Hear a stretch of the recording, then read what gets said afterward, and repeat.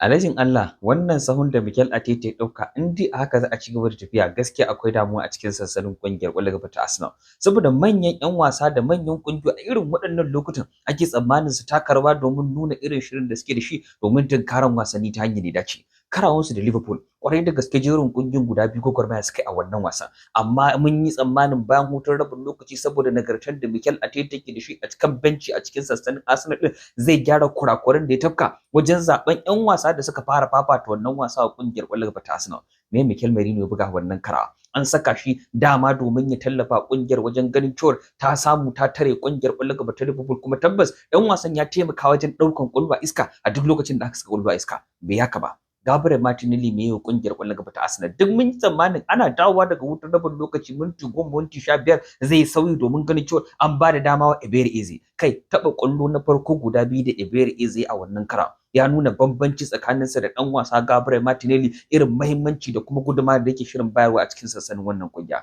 Arsenal sai a hankali amma ka dangana shafin mu na YouTube Kurra TV inda wannan shafi zaka samu cikakken bayanin da kake bukata dangane da wannan kara tsakanin Arsenal da kungiyar ƙwallon ƙafa ta Liverpool.